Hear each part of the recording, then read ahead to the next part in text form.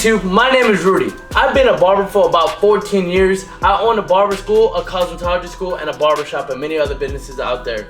I've definitely done many competitions out there nationwide and definitely came out on top. So in today's video, we are definitely going to be talking about an eye. For me, I love eyes. I love the way they contrast together, and the way it applies on hair is so beautiful. So I'm definitely going to go ahead and teach you guys exactly how to get the perfect eye, make the perfect pupil, and definitely make the fade in between them. So let's go ahead and check it out. Okay, so weapon of choice, what I like to choose in my haircut designs, of course, you can never go wrong with my magic clips, you know, wall all day. That's just my preference. There's other good trimmers out there and clippers out there, but my preference is definitely wall. Because just for the simple fact, it's pretty light, you know, it's pretty good on battery life, and I love the way it is, and it's always been my taste since I had the wire and everything like that. So when it comes down to trimmer, it's detailers all day. Just like I said, my preference is, for me, it just feels like ever since I had the wire with it, it always gave me more power, and overall they did a really good job making it wireless as well. So detailers as well. Shaver, of course, I go with Andis for many reasons. Why? Because I would love to go all wall, but when it comes down to the shavers, that's the only way they get to me where I get discouraged, because the foil breaks a lot in the walls. If they was to fix that, best shaver ever, but no, it's not the case. Of course, you know, exposed razor, Elegance does a really good job when it comes down to exposed razors. And of course, you know, we got my half, my 1, my 1.5, my 2, my 3, and my 5. And of course the towel, and you see why I need the towel later on. And of course I always go with premium guards. Premium blades. So premium blades is what I go with. And of course alcohol, and this is my weapon of choice. So let's go ahead and get to it.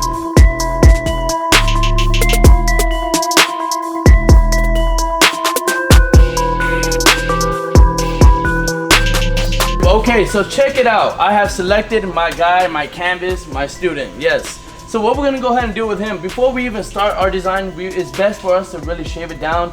The lowest I ever go with when it comes down to a hair is like 1.5, but for him, I really want to keep a lot of that contrast in, so I'm gonna go ahead and leave it at a 2. So, and then shave it down to probably like a 5 on top, a 2 on the sides, hit him up with a ball taper, pretty much like a mid-high ball taper, I would say. And then of course, you know, do our canvas in this area. Like I said, when it comes down to choices that you pick your designs, I recommend going with someone that has very dark hair. Black hair is definitely the best way. Very high contrast. If you do a design that has like thin hair, it definitely does not play best when it comes in comparison and picking very thick hair with contrast and very thin hair. So that's a very recommendation I would show anybody and tell. So for now, we're gonna go ahead and shave it down and start with our process so we can go ahead and open up our canvas.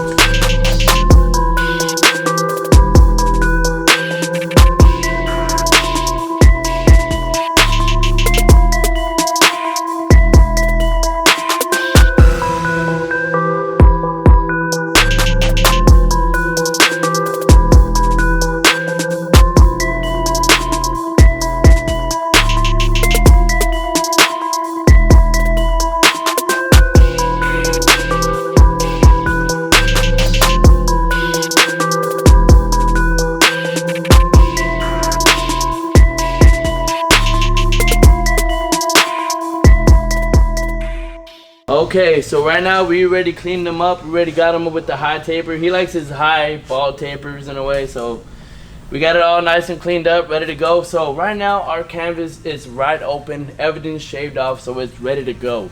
So my recommendations is always a detailer. That's just my preference. A lot of trimmers are very good out there, but I just recommend this one, just for me, because I've been with this since day one with the wire. But anyways, so we're gonna go ahead and start with the famous eye I do. So this is an eye vision that we have to visualize right here. So whenever it comes down to we doing our eye, we need to make sure that whenever it comes down to the center of the eye, which is the pupil, we gotta make sure that is very good circular motion right there. We wanna make sure we can get as perfect circle as we can. So let's go ahead and get started with it. Alrighty guys, so we're already gonna go ahead and start. We're gonna make our first circle right here. So it's really gonna be kind of like, let me show you guys. Whenever you're about to start, make your first incision right here. I like to work my clippers like this, as that's more reverse hand. The reason behind that is because you get the best results because we're always edging up the top and bottom. So at the same time, so you see how it really getting in there. See that? And let's try to make this circle beautiful as we can and very symmetrical. It doesn't really matter about if this is really messed up. You really want to make the circle perfect in the black area. That's the best part and the best results you get, because everything else we're gonna go ahead and fade out anyway. So this can look all whatever. It just, the black circle right here has to be the most perfect circle we could possibly get. So let's go ahead and go side to side, work with your tool, know your tool, get to work with it. Now, when it comes down to this part, you have options. You could go ahead and finish it up with the whole circle, but for me, I like to do more of a, like kind of like a U shape, but it's still a circle. You already know what it is. I like to do my outline whenever it comes down to my eye, because I do this part first, so whenever it comes down to me actually doing my physical eye, most people will start, oh, do the whole eye outline first, but that makes you make the pupil a little bit more smaller. So you want to start with this first, because this is the main part of the eye. So you really want to execute on that part. So what we're going to go ahead and do is do our outline with the eye now. So we're going to make that happen.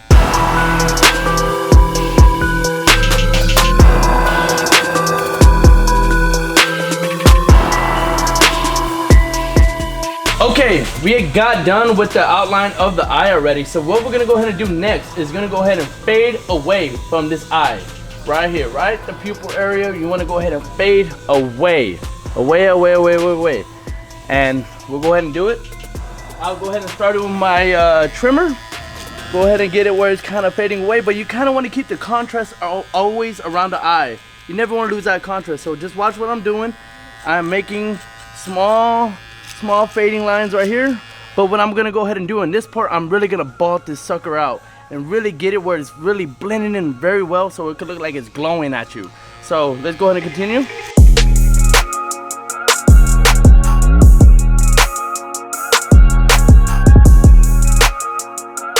Okay, now we are done with fading in the background. So this is really gonna be popping out our circle. This is our main print right here. So us fading it away and we're gonna start on fading on that side, but us fading like this is definitely giving us a contrast that we need to focus more onto this. And right now, whenever I'm done fading out this side, we're gonna go ahead and blade it all the way around. So let's get it.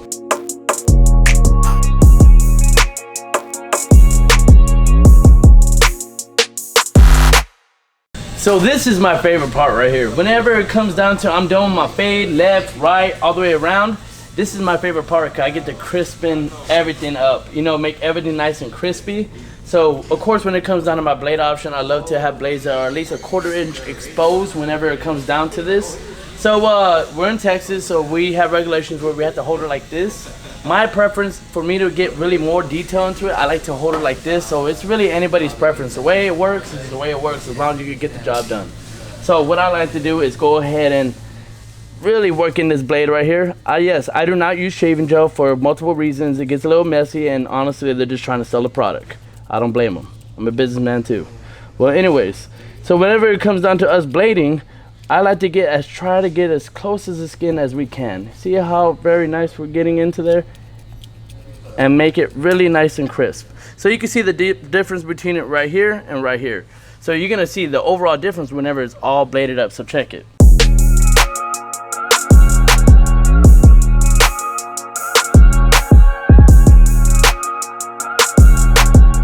So you see the difference. I bladed up everything compared to the last shot. So this is showing a way better outline just because I came with the blade and everything. So my next move is gonna go ahead and start fading into my pupil.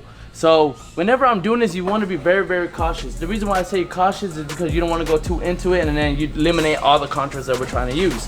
We're trying to get the best out of this, so try not to eliminate so much of it. So I'm going in with the half. I'm gonna go ahead and try it open. So when we do open, it's really testing the waters. You're really trying to visualize is this the right contrast we want to take off. So what I'm gonna go ahead and do with this half, I am gonna come along the eye, the pupil, and go about 1/4 inch about that area right here, around the whole eye, and keep the middle still dark. Check it out.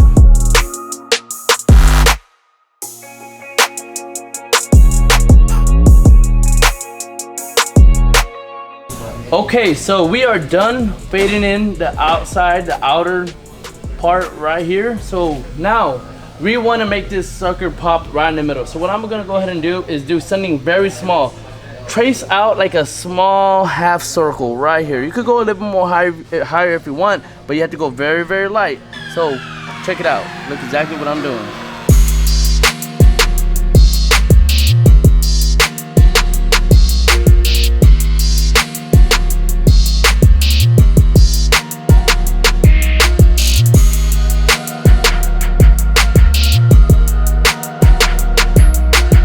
The final product of the eye.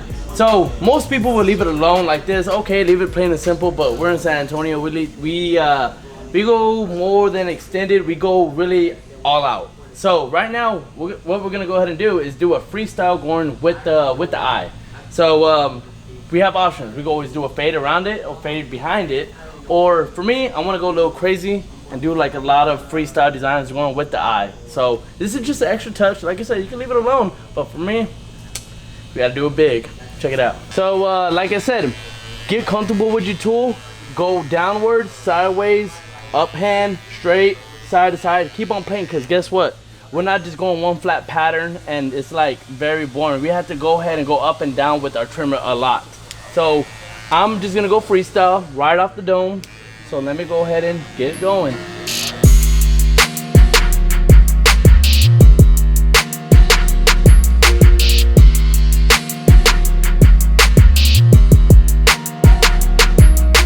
So where I'm going with the freestyle, you could go many options out there when it comes down to freestyling. For me, I like to keep it around the eye. I don't want to make it too crazy, but yet I am. So I'm gonna go ahead and maybe add a swirl right here, and then have some more tribal work coming in and out, so it can give it the nice sharp points. So when it comes down to freestyle designs, I would love to get more in depth on it when it comes down to my courses and everything. So whenever it comes down to freestyling, you definitely want to be open-minded, try some new stuff, and definitely just, you know, go wild with it. So what I like to do is keep some of the black of the hair to be some other design and come back with the white part, so that could be the design. So I'll show you more or less whenever I get finished here.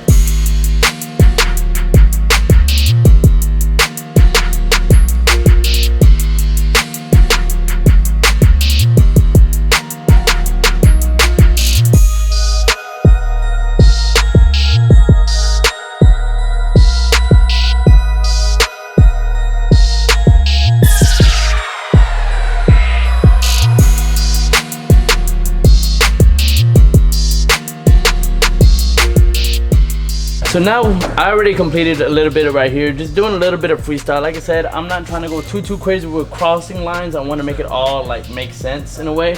So what I'm gonna go ahead and do is that I'm gonna finish up this end real quick. Like I said, when it comes on designs, it's really creativity that comes into this play, because you don't want to go too crazy where you have your lines too close to each other. You really want to have it where it's like you have your thick to thin lines and your separation between your lines. So whenever I did this swirl, you know, I'm giving some separation between the two black lines, so I'm making the white lines come out and making them pop. You know, see how I go to a thick to a thin point right here? So the same thing, you want to go ahead and go thick to thin all the way around, because if you have it all one consistent thickness, it's definitely going to make it look like it's more of a stamp.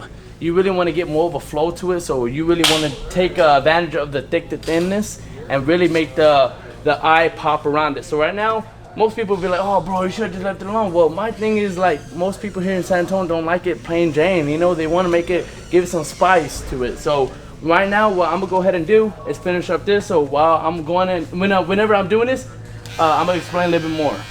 So now I'm right here. I'm keeping great separation in between the two. So I'm kind of digging in there, but not too much. So I'm gonna dig it into about right there is fine. Until I'm really looking at it, I'm like, you know what? I think that's what I'm gonna go ahead and do. So I'm gonna press it in. Press. Like I said, side to side, reverse hand, coming back towards it, come back and clean it up, side to side. So whenever I'm really edging up this point, I'm edging it up right here on this side, and I'm edging it up right here on this side. So I'm not just being selfish and just doing one side only. I'm edging it up all 365, all everywhere. Boom, boom, boom, come back, edge it up on top, boom, boom, boom. So this is a little trick that I like to do, and this is what really helps it stand out. So some people be like, oh, leave that triangle alone. what I like to do, I like to make dimensions happen. So I'm gonna go ahead and do another triangle, a little smaller one, about inside it right here, but I'm gonna go ahead and do it shaved in. So check it out.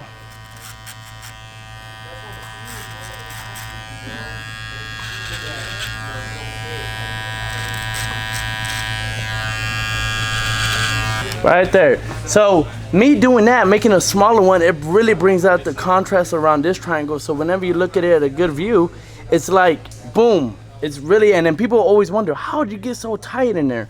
It's the way you work your corner of your details. You never want to use a full plate, because if you use your full plate, you're really gonna dig into there. So you really want to use the corners of it to really make it out, and then come back with a blade, just the corner of the blade, to really get that inner triangle really popping at you. So that's a quick lesson right there. Now let me go ahead and do the rest. Oh, yeah.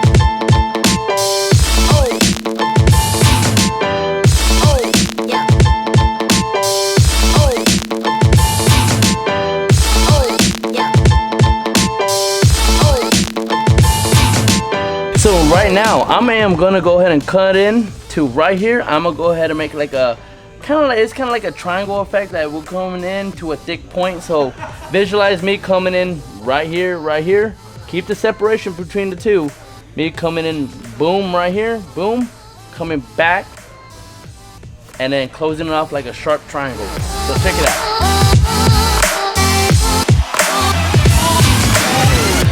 See how I didn't get too close right here? I gave it a separation that it needs. I cannot stress that enough, guys, how important that is to give yourself separation between each line. Because if you get them too close, like I said, it is going to be cluttered. So let's not go ahead and do that.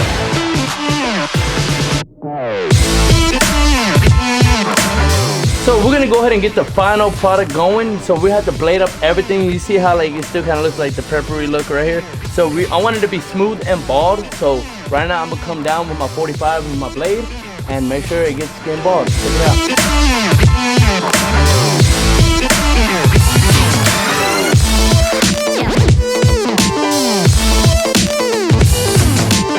So look what we have here. It is definitely an eye design. So just me going more into detail. In my other videos, I'm really gonna show more of the details of how I get into my swirls. What are the best methods, the way to get into there, where to blade at, where not to blade at, which angles, which ways, going against the grain and stuff like that. So I'm gonna get into those details more of my videos. But for now, I